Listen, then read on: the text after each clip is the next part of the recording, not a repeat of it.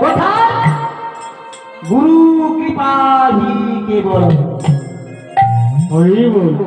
গুরুদেবের কাছে গেলে ওই মনের ময়লা তোলার জন্য সাবান পাওয়া যায়। আমরা যদি গুরুর আশ্রয় গ্রহণ করি গুরুদেব সেই সাবান দেবে, সেই সাবান কিন্তু দেখা যাবে না। হ্যাঁ গো, ওই সাবান দেখা যায় না, তাহলে কিভাবে ব্যবহার করবো? না গুরুদেব কিভাবে দেবে জানো তো? তোমার কানে কানে দেবে, কানে কানে বীজ মন্ত্র দিয়ে দেবে হরিনামের সাবান। বাবা মা, এই বীজ মন্ত্র তোমরা জীবনে ভুলো না, মরে গেলেও ভুলবে না, বেঁচে থাকতে থাকতে ভুলো না। এই গুরু নাম বীজ মন্ত্র তোমাকে দিলাম, তুমি অবহেলা করো না। তুমি সন্ধ্যা সকালে একবার এই বীজ মন্ত্র বা গুরু নাম তুমি জপ করবে বা স্মরণ করবে, বা যখন সে কাজে বেরোবে তুমি একবার বাড়ি থেকে যে গুরু নামটা স্মরণ করবে, বলে না? তার ওই গুরু নাম কে দিল? সাবান, হরি নামের সাবান। কি বলছে দেখুন, ও তোর মনের দাগ যাইলে ধুয়ে, মনের দাগ যাইলে ধুয়ে হরি নামের সাবান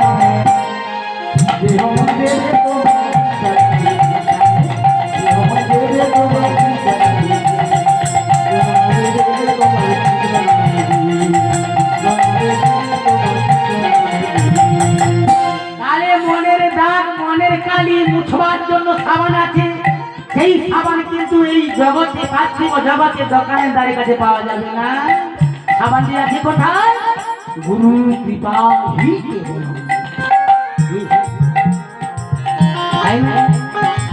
তাহলে ওই সাবান ব্যবহার করলে আমাদের ময়লা ময়লা পরিষ্কার হয়ে যাবে। দুটো সত্য কথা। আচ্ছা, এই কথা যদি না সত্য হয় তাহলে শাস্ত্র তো মিথ্যা হয়ে যাবে। দেশের যে এত হরিবাসর হচ্ছে সব তো মিথ্যা হয়ে যাবে। তাহলে ছেলেদের ছেলে মেয়েদের কাছে মা বাবা তো ভুল হয়ে যাবে। আর সত্য ধ্রুব সত্য এই হরিনামের সাবান। দেখুন আরো বলবো, ও তুই করবি যদি হরি সাধন,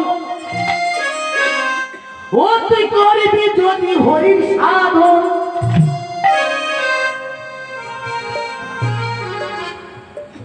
করবি যদি হরির সাধন, দেহের তত্ত্ব মানে দেহ, এই দেহের মধ্যে অনেকগুলো বস্তু আছে, যা আছে পৃথিবীতে, যা আছে ব্রহ্মাণ্ডে, তা আছে প্রত্যেকটা মানুষের দেহ মানবে। তাই বলছে দেখুন, করবি হরির সাধন, দেহের তত্ত্ব আগে জানবে।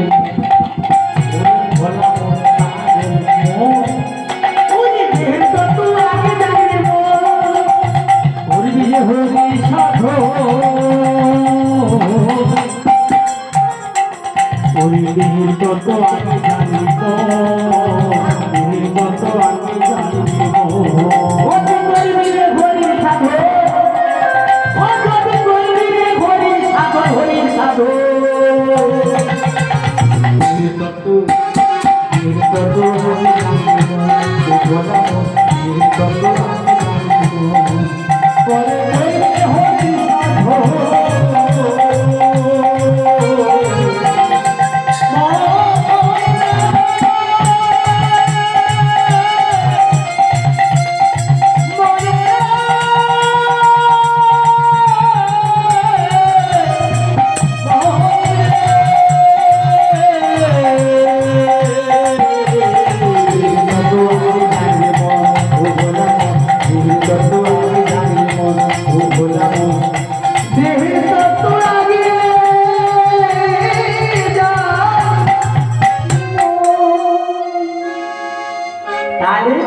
সাধন ভজন করার আগে গুরুর কাছে যেতে হবে। গুরুদেব আমার দেহের তত্ত্ব, দেহের বস্তুগুলো এক এক করে শিখাবে, এক এক করে জানাবে। তাহলে হরি নামের সাবানটা আমার ভালোভাবে ব্যবহার করতে পারে না। সেই হরি নামের সাবান অদ্বৈত কথাই বলছে না,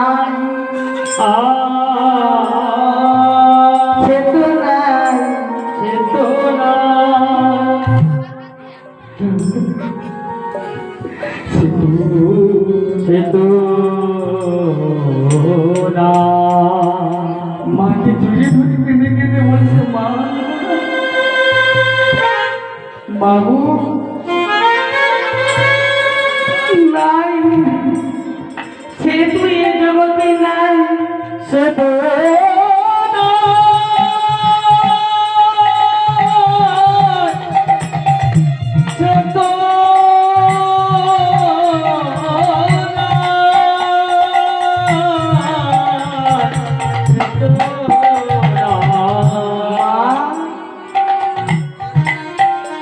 নিমাই তো এই জগতে নাই, নিমাই হয়ে গেছে এখন ওই জগতে সন্ন্যাসী।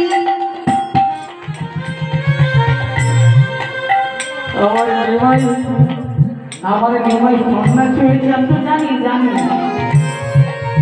তবু তো আমি মা আমার তো ইচ্ছে হয় ইচ্ছে করি একবার আমি পুত্রকে দর্শন করবো। আমি যাবো আমার ছেলের কাছে,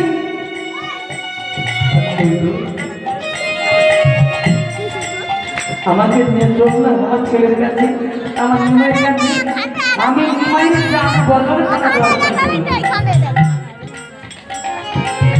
ছেলেহারা মা তো পাগলের মতন হয়ে গেছে। এই জগতে সব কিছু পাওয়া যায়, মায়ের যে ভালোবাসা, মায়ের যে আদর, মায়ের সেই আদর পাওয়া যায় না গো। জগতে সবার কাছে সব কিছু পাওয়া যায়, কিন্তু মায়ের কাছে যে আদর। আর এই দিয়ায় ভাত খেতে দিয়ায়, এই যা ওই না বলতে যাবি না, এই যে মায়ের মুখে যে কথাগুলো আনন্দ লাগে না। মায়ের বড় ইচ্ছে মায়ের চাঁদ বড়ের ওখানে দর্শন করবি, কিন্তু কোনো পথ হারা, কোনো উপায় নাই গো। কে নিয়ে যাবে? মহাপ্রভু এখন আছে শ্রীরাম বৃন্দাবন ধামে, কেউ যেতে চাইছে না। মাকে সঙ্গে নিয়ে সবাই যাচ্ছে বৃন্দাবন, সবাই যাচ্ছে, কিন্তু মাকে যে সঙ্গে করে নিয়ে যাওয়ার জন্য কেউ নাই, এই জগতে কেউ নাই। জানো ওই নবদ্বীপ ধামে এক ভক্ত গঙ্গাধর ব্রাহ্মণ, লক্ষ্মীপ্রিয়া ব্রাহ্মণী, তাদের ছেলেদের কেউ নাই। নবদ্বীপ ধামে ভাগীরথী তটে এক পরিবার বাস করত, ব্রাহ্মণ পরিবার। ব্রাহ্মণ ঠাকুরের নাম ছিল গঙ্গাধর, ব্রাহ্মণের নাম ছিল লক্ষ্মীপ্রিয়া, ছেলে মেয়ে কেউ নাই। যখন মহাপ্রভু এই সোনার বাংলা, সোনার নদিয়া, এই বাংলা ছেড়ে গিয়েছিল, একান্ত মহাপ্রভু ভক্ত কাউকে কিছু না বলে এই গঙ্গাধরকে বলেছিল, মহাপ্রভু নিজেই বলেছিল, গঙ্গাধর আমি শ্রীক্ষেত্র পরিধামে থাকবো, তুমি একবার দর্শন করিস। মা ভগবান কিন্তু আমাদের সঙ্গে কথা বলে গো, জগতের ভগবান আমাদের সবার সঙ্গে কথা বলে, আমরা বুঝতে পারি না। রাত্রে যখন আপনি ঘুমাবেন, দেখুন স্বপ্ন দেখছেন আপনি, এখন ছেলে চলে যাচ্ছে, আমরা পাই বা দাঁড়িয়ে দাঁড়িয়ে হাসছি বা হরিনাম গাইছি, স্বপ্ন তো আপনি দেখাচ্ছে, কিন্তু আমরা বুঝতে পারি না। তাই মহাপ্রভু যাওয়ার সময় এই গঙ্গাধর জ্ঞানী মানুষ, পণ্ডিত মানুষ, একে বলেছিল ভক্ত, মহাপ্রভু একান্ত ভক্ত, একবার যেও সেই শ্রীক্ষেত্র পরিধাম। আজকের সেই নবদ্বীপ থেকে সেই গঙ্গাধর আর লক্ষ্মীপ্রিয়া দুজনেই চলেছে শ্রীক্ষেত্র পরিধামে মহাপ্রভুর রাঙা চরণ দর্শন করিবার, বদনে সুধামাতা কৃষ্ণ শ্যামল সুন্দর নয়ন কি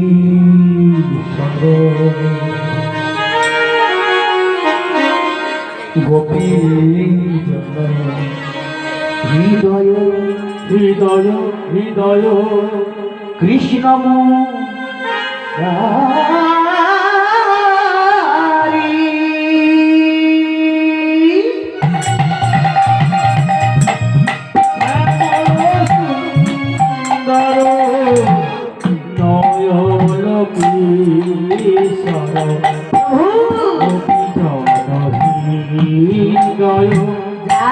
কৃষ্ণ মুরারি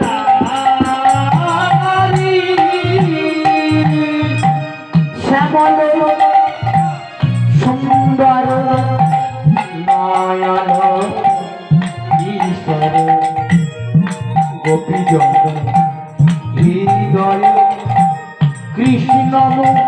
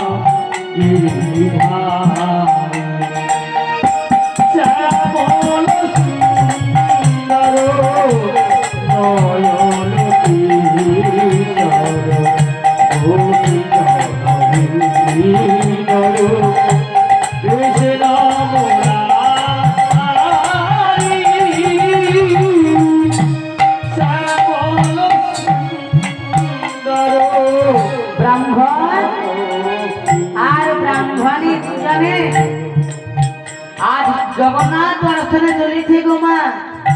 আমরা রথযাত্রার সময় যাই তো, অনেকে যাই তো, পুরী যাই তো, আমরা জগন্নাথ দর্শনে যাই তো, আমরা অনেকে যাই। নদিয়া থেকে সেই ব্রাহ্মণ আর ব্রাহ্মণী মনের আনন্দে দুটি বাহু তুলে হরিনাম গাইতে গাইতে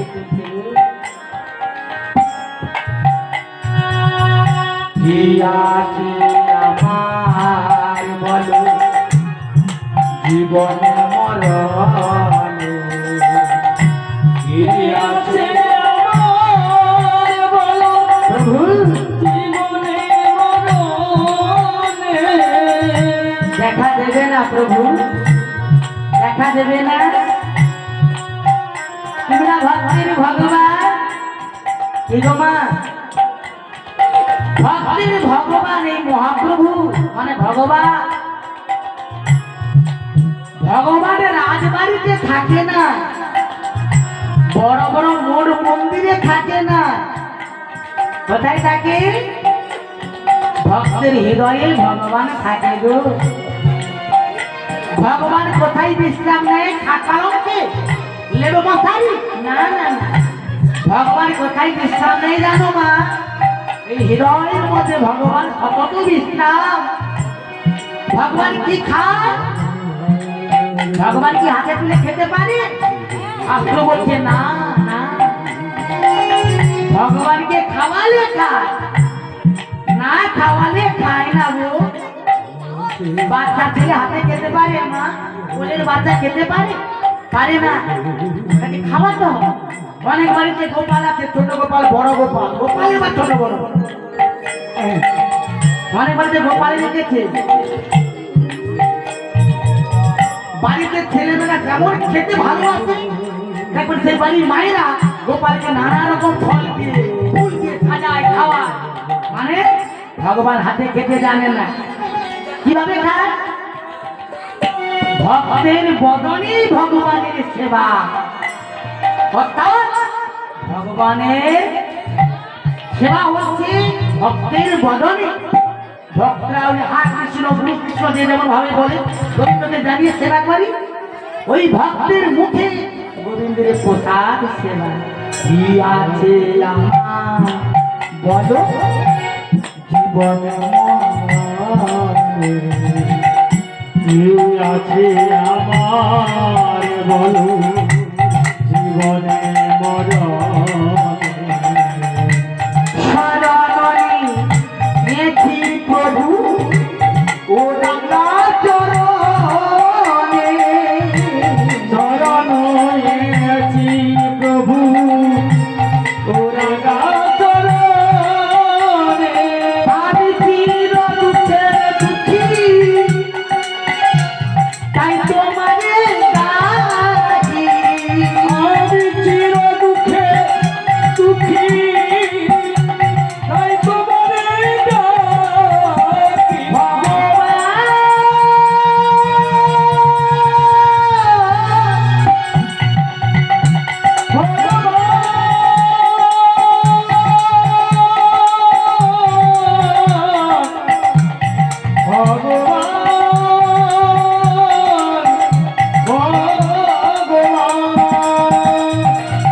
আমি চির দুঃখের দুঃখী তাই তোমারে ডাকি আমি চির দুঃখে দুঃখী যাই চলে যাই তোমারে ডাকি রাখো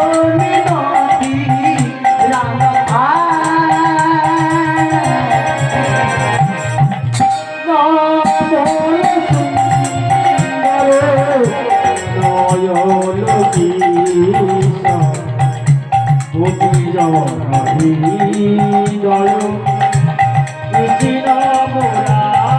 আজ শ্যামল সুন্দর নয়ন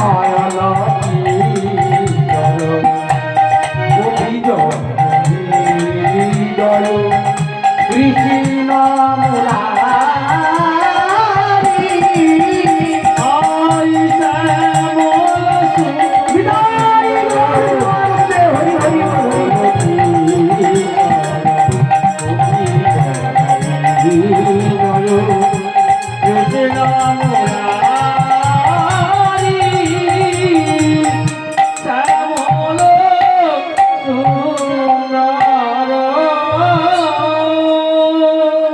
মাগো সেই ব্রাহ্মণ আর ব্রাহ্মণ দুজনে চলেছে জগন্নাথ দর্শন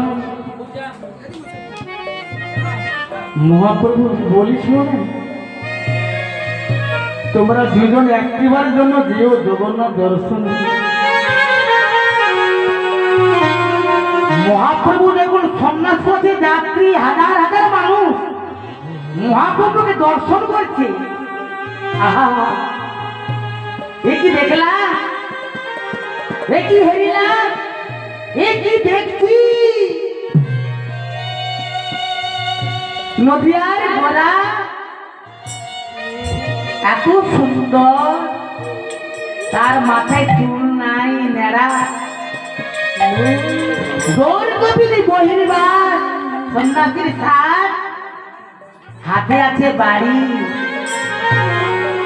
আহা কি অপরূপ দেখলাম জীবন সার্থক জীবন ধন্য হাজার হাজার মহাপ্রভুকে দর্শন করতে যাচ্ছে পথের মধ্যে প্রভু মহাপ্রভু ইশারা করে দেখিয়ে দিলেন তার প্রিয় ভক্তকে গঙ্গাধর তুমি একবার যেও জগন্নাথ দর্শনে কেউ বুঝতে পারলো না কে বুঝলো মহাপ্রভুদের একান্তিক ভক্ত তিনি বুঝলেন একটি গল্প বলি তাহলে ভালো লাগবে বুঝাটা আপনাদের দাপর যুগে শ্রীমতী রাধারানী কৃষ্ণকে ভালোবাসতেন সবাই জানি আমরা কি আর কৃষ্ণ রাধারানীকে ভালোবাসত সবাই জানি মানে কৃষ্ণ ছাড়া রাধা নাই রাধা ছাড়া কৃষ্ণ নাই কি এটাও জানতেন তো তা রাধারানী প্রত্যেকদিন যমুনার ঘাটে যেত শ্যামবন্ধু দর্শন পেত মানে তার প্রাণ গোবিন্দের দর্শন পেত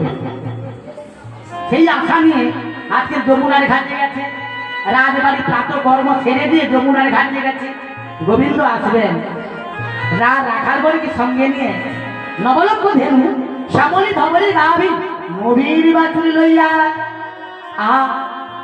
গোবিন্দ আছে, আমি নয়ন ভরে দর্শন করব। আমি যে নারী, আমার নারী জন্ম ধন্য।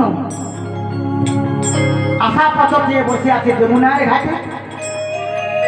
গোবিন্দ আসবেন, কিন্তু ভক্তাধীন ভগবান, কিন্তু ভক্তের ভগবান লীলা করিবার জন্য, লীলা করিবার জন্য, রস আস্বাদন করিবার জন্য আজকের প্রাণ গোবিন্দ মানে রাখাল রাজা গোপাল আমার কৃষ্ণ চাঁদ এই যমুনার ঘাটে যে রাস্তা, এই পথে আর এলো না, এলো গোবিন্দ বাঁকা পথে চলে গেল। ভক্ত যমুনার ঘাটে মানে রাধারানী বসে আছে, যে গোবিন্দ প্রত্যেকদিন আসে, আমি দর্শন করব। কত বড় আশা, আশা নিয়ে বসে আছে। আর ভগবান লীলাময়ী ভগবান, তিনি লীলা করবার জন্য সদা পথে না এসে, মানে ভক্ত বসে আছে দর্শন করবে, সদা পথে না এসে একটু বাঁকা পথে চলে গেল।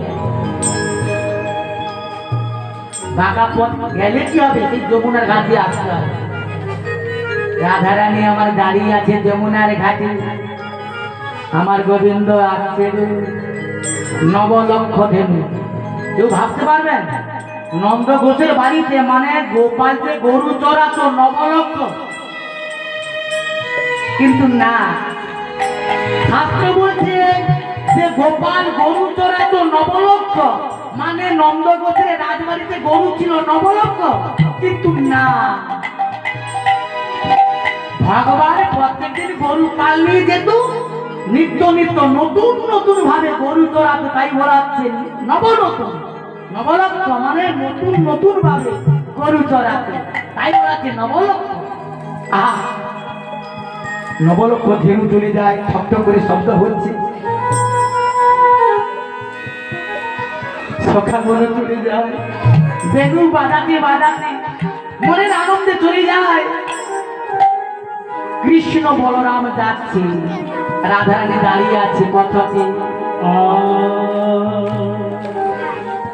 গোবিন্দ আজকে কথা বলবে, প্রত্যেকদিন কথা বলে যায় তো, আজকে আমি দাঁড়িয়ে আছি, গোবিন্দ কথা বলে যাবে। সব সখাগণ চলে গেল, সব গরুর পর চলে গেল, পিছনে আছে কৃষ্ণ আর দাদা বলাই। রাধারানী দাঁড়িয়ে আছে, গোবিন্দ আমার কথা বলবে, আমার ভালোবাসার বন্ধু না, তাই তো কথা বলি, দাঁড়িয়ে আছে। গোবিন্দ দেখে দেখে যাচ্ছে, কিন্তু কথা বলে না। গোবিন্দ কথা বলে না, গোবিন্দ দেখছে কিন্তু কথা বলে না। রাধারানী দেখছে কিন্তু কথা বলছে না, নির্বাকহীন। কেন? কেন গো? কেউ কারোর সঙ্গে কথা না বলে ভক্তাদের ভগবান ইঙ্গিত করে ইশারা করে দেখিয়ে চলে গেল।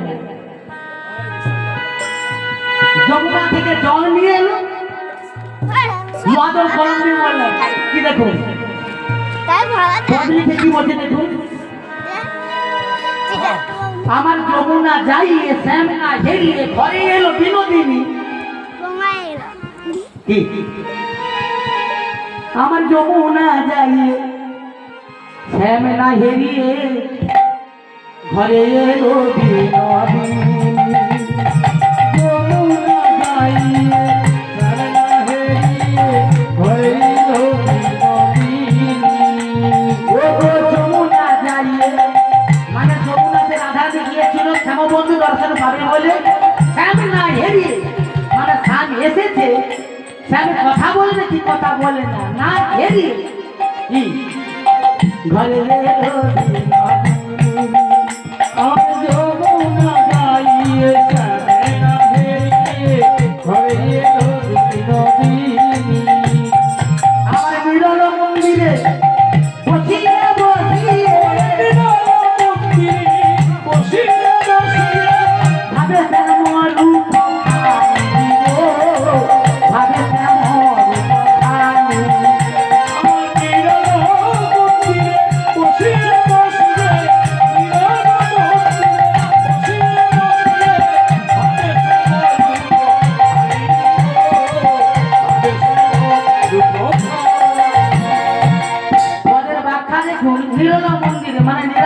সেখানে কেউ নেই, একজন ছাড়া দ্বিতীয় কেউ নেই, মানে নির্জন স্থানে বসে বসে ভাবছে। কি ভাবছে? গুণের কথা ভাবিতে আছে, কথা ভাবিতে আছে, এমন গুণের কথা ভাবিতে আছে। আজ গুণের কথা ভাবিতে আছে। রাজনন্দিনী আমরা রাজার বধূরা এমন গুণের কথা ভাবিতে আছে। ওরে রাজনন্দিনী গুণের কথা ভাবিতে আছে। রাজনন্দিনী রাজার বধূ মানে রাজবাড়ির মেয়ে, রাধা রাজার বধূ, অর্থাৎ আয়ানের ধরনী জটিলার বাড়িও রাজবাড়ি। ভাবনা করছি রাজার বধূ আর রাজনন্দিনীর সম গুণের কথা ভাবছে। কি ভাবছে? আমার গোবিন্দের চোখখানা বাঁকা চেহারা, আমার গোবিন্দের চুলখানা কুচকানো, এইভাবে আমার গোবিন্দের রং, এইভাবে হাত পা। একান্ত ভক্ত যারা দেখবেন গোবিন্দকে যে সাজানো, যে দাঁড়িয়ে আছে পুতুলের মতো, আমার গোবিন্দের আঙুলটা বেঁকে আছে, আমার গোবিন্দ এইভাবে দাঁড়িয়ে আছে, এইভাবে দেখছে গোবিন্দ। ভাবাপন্ন মানে একান্ত আন্তরিক ভক্ত। এই যে ভাবাপন্ন গুলো সবার দ্বারা হয় না গো মা। মানুষ তো সবাই, আমরা মানুষ সবাই, কিন্তু ভাবাপন্ন যে ভক্ত, একান্তিক ভক্ত ইহ জগতে নাই, আছে খুবই কম। সেই ভক্ত না থাকলে আমি আপনি পৃথিবী থাকবে কি করে? তাই বলছে রাজনন্দিনী রাজার বধূরা গুণের কথা ভাবিতে আছে। রাজনন্দিনী রাজার বধূরা আমার শ্রীমতী রাধা রানী রাধা রানী ওরে রাজনন্দিনী বসে ভাবিতে আছে সব গুণের কথা। রাজনন্দিনী রাজার বধূরা আমার কথা বলে নাই আমার জনমালী, রাজনন্দিনী রাজার ওর কথা বলে রাধার গোবিন্দ।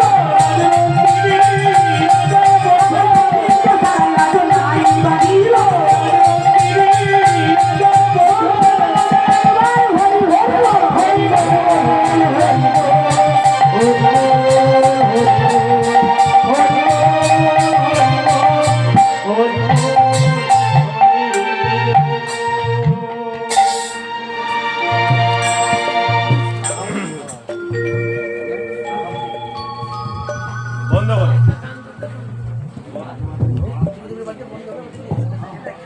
উপস্থিত সমবেত কৃষ্ণ ভক্তগণ মণ্ডলী এবং ভক্তিমতী মায়েরা, অদ্য রজনীতে এই ঈশ্বর প্রাণকৃষ্ণ দাস মহাশয়ের স্মৃতির স্মরণে তার পুত্ররাজে প্রতি বৎসর নামযজ্ঞ এবং এই মহোৎসবের আয়োজন করা হয়। তেমনি আজকের এই মহতী নামযজ্ঞে খেজুরি বারগঞ্জ গ্রামনিবাসী অদ্বৈত কুমার দাসের এই হরিকথা, কৃষ্ণ কথা এবং মধুর কণ্ঠস্বরে সন্তুষ্ট হয়ে কলিকাতা গ্রাম নিবাসিনী নিরুপমা সিং অদ্বৈত বাবুকে 20টি টাকা দিয়ে পুরস্কৃত করছেন। সেই সঙ্গে আজকের এই ভক্তমণ্ডলীর কাছে প্রার্থনা করব আপনারা আশীর্বাদ করবেন, উৎসাহিত করে যেন আরো বড় গায়ক হতে পারে। সেগুলো নিদায় গৌর প্রেমানন্দে হরি বল, হরি বল।